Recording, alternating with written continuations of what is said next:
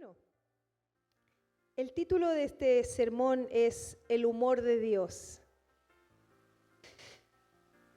Muchas veces hay cosas que Dios nos habla, que Dios nos dice, que parece chistoso, ¿no? Es como, Señor, ¿me hablas en serio? ¿Me dices que ame a mis enemigos? Parece como chistoso. Es fuerte, pero solo a Dios se le pueden ocurrir esas cosas. O que te diga que es mejor dar que recibir. Yo me imagino al Señor diciéndonos eso mismo, con una sonrisa en la boca, diciéndonos, es mejor dar que recibir. Y a nosotros nos gusta más recibir, ¿verdad? Que nos den. Pero así es el humor del Señor. Así es su forma. A lo largo de mi vida he aprendido que Dios tiene un humor extraordinario, que nos pide cosas que muchas veces parecen imposibles, pero que de su mano no son imposibles. Y muchas veces le he dicho al Señor, ¿me lo dices en serio, Señor? ¿Me estás hablando en serio? ¿Te ha pasado alguna vez? Que es como que le dices al Señor, ¿me estás hablando en serio, Señor? ¿Acaso Dios tiene sentido del humor? La respuesta es sí. Claro que sí. Y los seres humanos hemos sido creados a la imagen de Dios, como dice Génesis 1:27. Esto quiere decir que la mayoría de nuestras cualidades reflejan a Dios de alguna manera. Ahora bien, debido a nuestra naturaleza pecaminosa, algunas de nuestras cualidades son representaciones erróneas de la verdadera naturaleza de Dios. Hacemos muchas cosas que no tienen nada que ver con Dios, aunque nos parezcamos a Él. Por ejemplo, el intelecto es parte del carácter de Dios, pero podemos abusar del intelecto, haciendo de él muchas veces un Dios. La creatividad también forma parte del carácter de Dios, pero a veces la utilizamos para promover el pecado y el mal.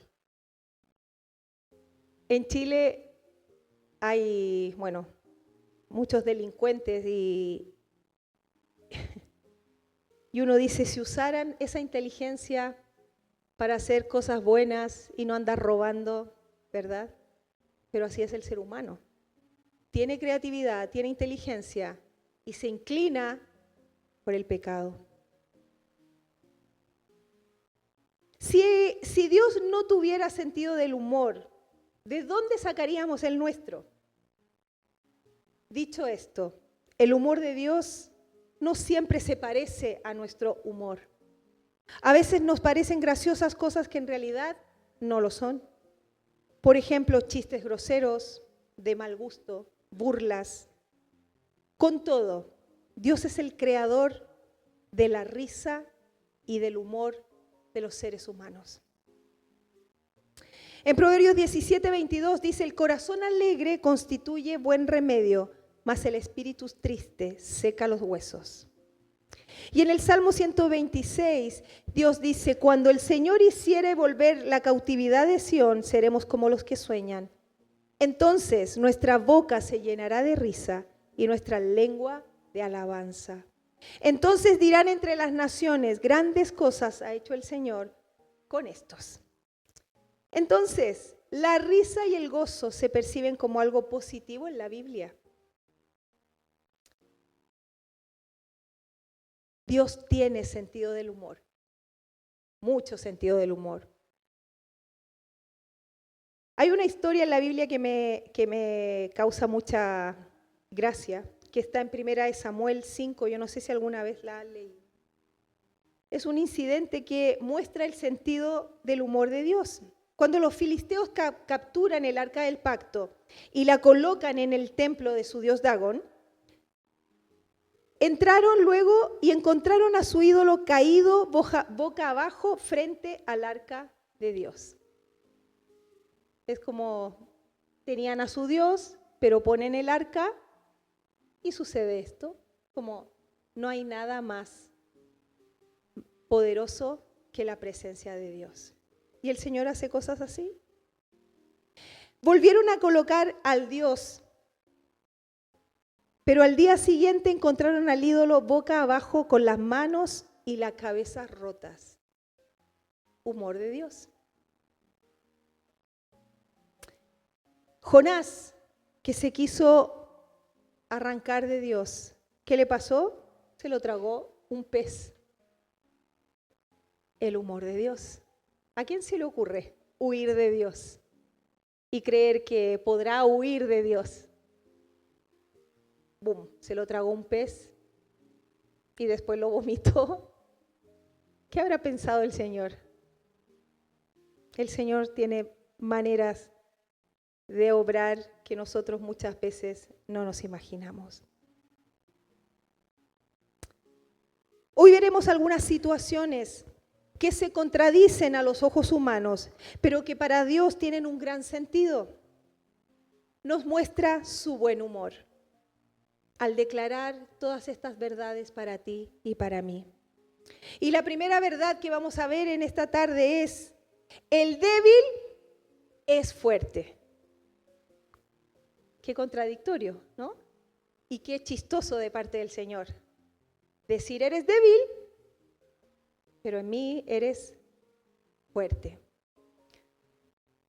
En 2 Corintios 12:10 dice: por amor a Cristo me gozo en mis debilidades, en afrentas, en necesidades, en persecuciones, en angustias, porque cuando soy débil, entonces soy fuerte. Tenemos que entender que nuestra fuerza es limitada, es finita.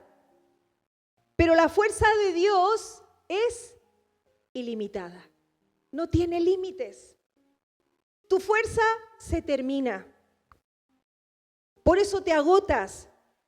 Por eso termina el día y ya estás reventado o reventada. A mí me ha pasado que yo digo, uy, ya está, que ya, muchas horas del día ya no puedo más, necesito parar. Tenemos limitaciones. Nuestras fuerzas tienen un límite, pero la fuerza de Dios no tiene límite. Y cuando yo estoy mal, a veces tendemos a ocultar que estamos mal. ¿No les ha pasado que le preguntas a alguien y le dices, ¿qué tal estás? ¿Cómo ha estado la semana? Y esa persona te responde y te dice, bien. Porque tenemos esa tendencia a ocultar cuando estamos débiles. Tenemos esa tendencia de esconder cuando nos sentimos débiles. Pero no debería ser así, porque el Señor nos conoce. Él conoce nuestras debilidades, Él conoce nuestras luchas.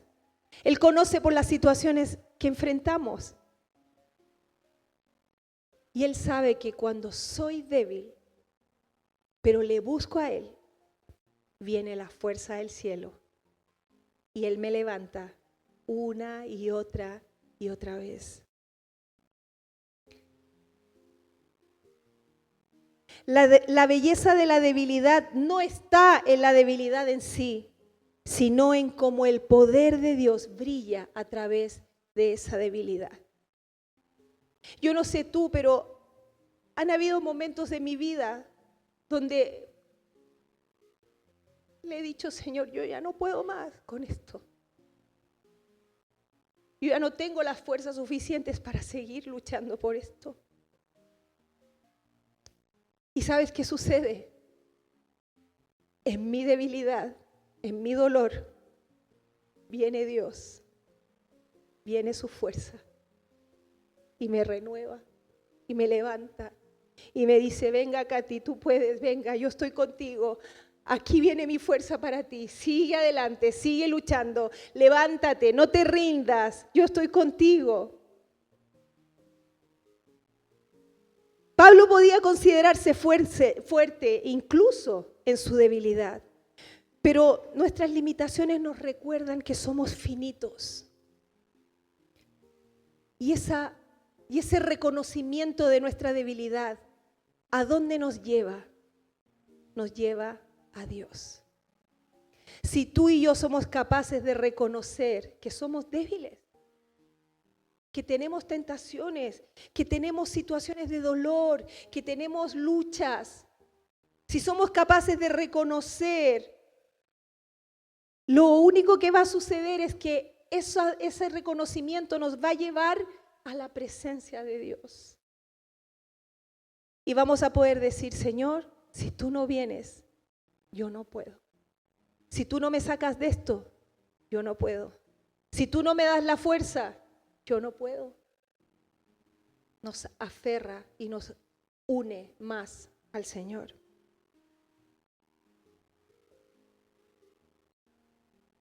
Es notable cómo su fuerza irradia a través de nuestras debilidades.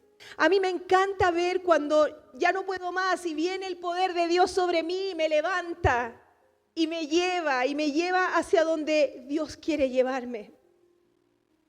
El concepto de Pablo de abrazar esta debilidad va en contra de las creencias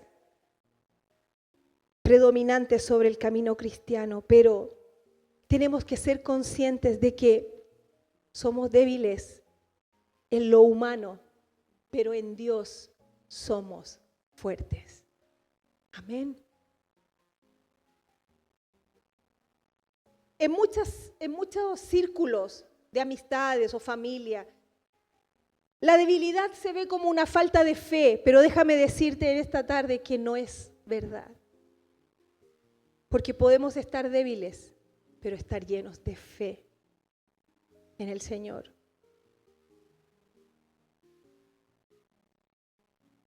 La Biblia no niega las debilidades humanas, por el contrario, afirma que somos insuficientes sin Dios. Lo que la Biblia nos dice es que somos insuficientes sin Dios. Que si no buscamos a Dios, es verdad, vamos a caer, vamos a fallar, vamos a equivocarnos, nos vamos a rendir. Pero si buscamos al Señor, ahí se manifiesta su poder en nuestra vida.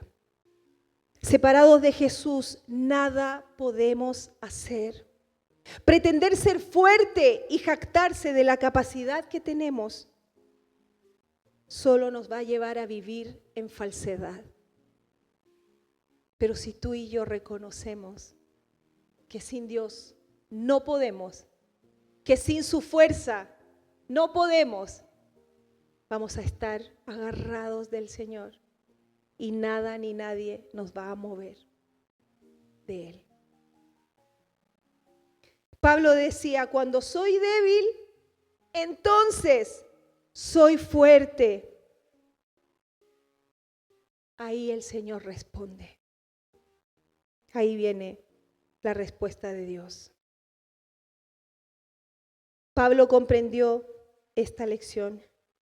Y si nosotros comprendemos que la debilidad no es mala, pero la tenemos que vivir apegadas al Señor, nuestra vida va a cambiar. Lo segundo, y lo divertido de Dios, el humor de Dios, en su palabra dice que el líder, el que está en una posición de autoridad, es líder, pero es servidor.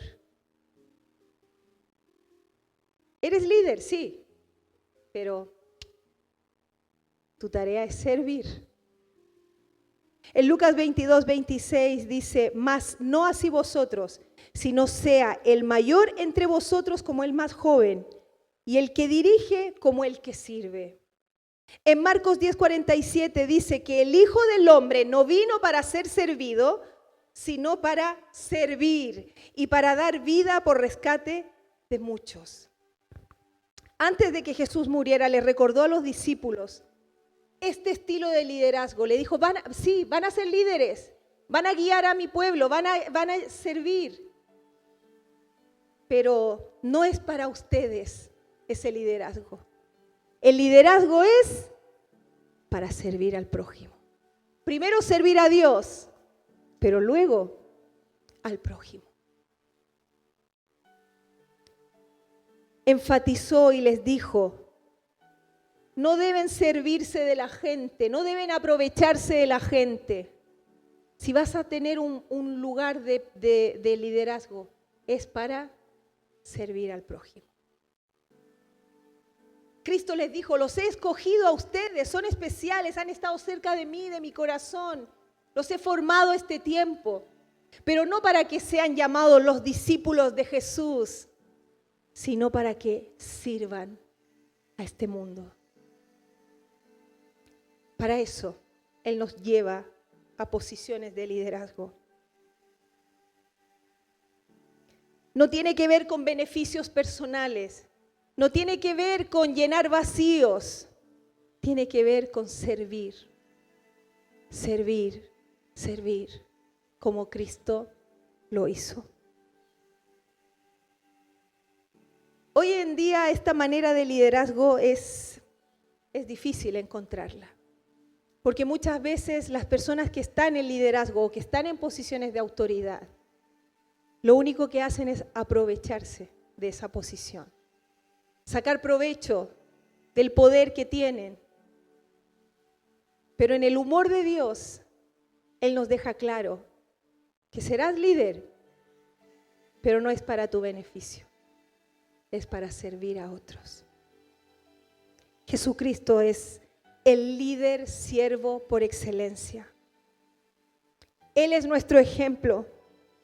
Vamos a edificar, vamos a mantener relaciones llenas de gracia y favor con las personas que tengamos a nuestro alrededor. No nos atrevamos nunca, nunca a aprovecharnos de la gente. Nunca.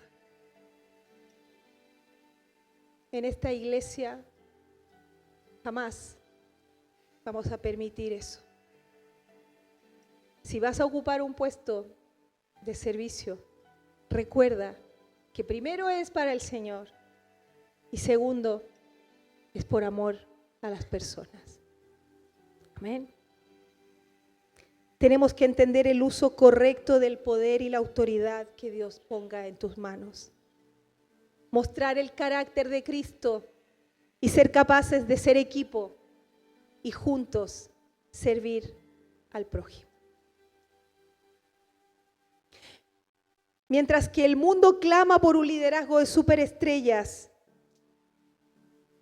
Dios está buscando siervos en la iglesia. Líderes siervos. Quienes lideran al dar y no al pedir. Líderes que sirvan a otros y no a sí mismos. Amén. Y lo tercero, y gracioso de Dios, que nos dice, primero cree y después verás la gloria de Dios. Qué contradictorio, ¿no? Este mundo necesita ver para creer. Existe esa frase además. Ver para creer. Yo hasta que no vea que hay cambios, pues no voy a creer. Pero el humor de Dios dice todo lo contrario. ¿Quieres ver? Entonces, cree. Nos dice, cree y verás. Cree y verás. Verás cuando hayas creído. Hay muchas cosas en la vida que tienen que creerse antes de que se puedan ver. Yo nunca me voy a olvidar de la noticia cuando te dicen, estás embarazada y tú tienes la barriga como siempre. Pero tienes que creer que hay vida dentro de ti y que se empieza a gestar una vida dentro de ti. Después pasan 9 meses y lo ves o la ves en tus brazos. Pero tuvimos que creer esa noticia y después lo vimos hecho realidad. En 1961 la Unión Soviética envió el primer astronauta al espacio. Cuando el astronauta regresó a la Tierra, el líder soviético Nikita Khrushchev declaró que habían estado en el espacio y no habían visto a ningún dios allí. Alrededor de 10 meses después, los Estados Unidos envió a John Glenn al espacio. Él rodeó la Tierra 3 veces en la misión Mercury. Regresó y le dijo al mundo: vi a Dios por todas partes. Vi su gloria en la galaxia, vi su esplendor en el universo, vi su majestad en las estrellas. ¿Quién estaba en lo correcto? Ambos tenían su propia visión, ¿verdad?, de la vida. Jesús le respondió: te digo la verdad, a menos que nazcas de nuevo, no puedes ver el reino de Dios. Las personas que no han nacido de nuevo, que no han aceptado a Jesucristo como su Salvador, evidentemente no pueden ver, no pueden creer. Pero tú y yo hemos nacido de nuevo, somos hechos nuevas criaturas. Entonces tenemos que creer. Y si creemos, veremos la gloria de Dios. Antes de una transformación espiritual en tu vida, tu mente estará cerrada para ver la posibilidad de lo que Dios quiere hacer en tu vida. Cuando no tenemos a Dios, cuando no se ha revelado Jesucristo a nuestro corazón, nuestra mente está cerrada, no podemos ver. Somos incapaces de ver o de creer que Dios hará algo. Pero cuando Dios viene a nuestro encuentro, se abre nuestra mente y aunque no vemos a Dios, podemos creer en Él y Él obra en nuestra vida. Un científico dijo: nunca ha existido un logro asombroso en la vida sin fe. Es la fe lo que causa que los científicos crean que podemos poner un hombre en la luna. La fe es la que causa que un arquitecto diseñe una construcción, porque primero él necesita verlo, creer que es posible construir ese edificio. Es la fe la que causa que un atleta olímpico practique, se discipline, vaya a las pruebas olímpicas, porque él cree que lo puede lograr. Es la fe lo que causa que un escultor o un artista crea que puede hacer una pintura o crear una escultura. Todas las cosas en esta vida tienes que creerlas antes de que las puedas ver. Y mucho más nosotros, los hijos de Dios, tenemos que creer a Dios, creer que Dios está con nosotros, creer que Él nos respalda, creer que Él abre camino donde no hay, creer que Él hará milagros, creer que nuestro esposo va a ser transformado, creer que nuestra familia va a conocer al Señor, creer que nuestro hijo va a ser rescatado de la droga, creer. Y una vez que tú crees, aunque no lo veas, Dios obra y lo hace.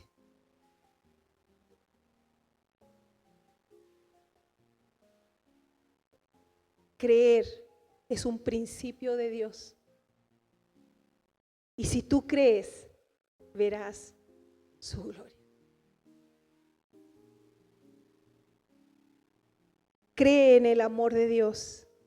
Cree que el amor de Dios transforma tu vida. Antes de que lo veas, cree. Confía y cree en las promesas de Dios porque son realidad, Él las hace. Confía y cree en la obra de Dios en tu vida. Él empezó y como dice su palabra, Él no termina hasta que completa su obra en nosotros. Dios trabaja aunque no lo podamos ver. A mí me ha pasado muchas veces en mi vida que no lo he visto, no veo nada. Y yo le digo: Señor, ¿qué pasa? Pero creo que Dios tiene poder, creo que Dios obra milagros, creo que Dios obra y hace cosas que nosotros no nos podemos ni imaginar. Él lo hace. Este mes ya está terminado. Bueno, ya pasó. Tenemos todo un año por delante. Y yo no sé qué sueños tienes en el corazón, yo no sé qué te has planteado para este 2025, pero tienes que creer que Dios lo hará. Dios lo hará, Dios lo hará. Ponte metas, sueña, créele a Dios. Él lo va a hacer. Si alguien me puede acompañar.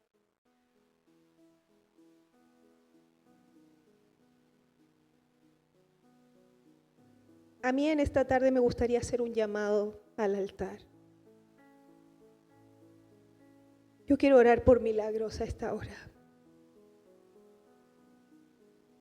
Yo no sé en qué situación te encuentras. No sé qué estás pidiéndole a Dios. Lo único que sé es que tenemos un Dios poderoso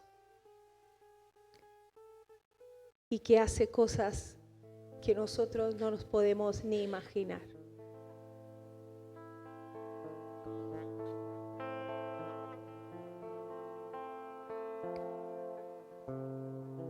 Dios está aquí, su presencia está en este lugar, yo lo puedo sentir.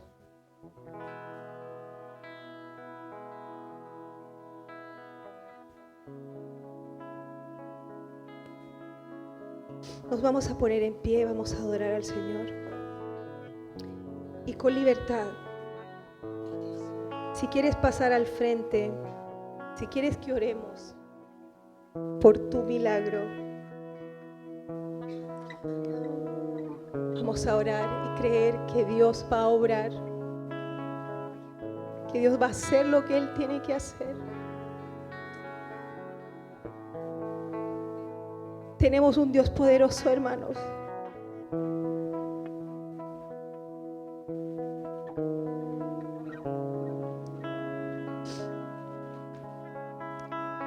Y Él nos dice que tenemos que generar ambientes de fe, tenemos que generar ambientes de milagros.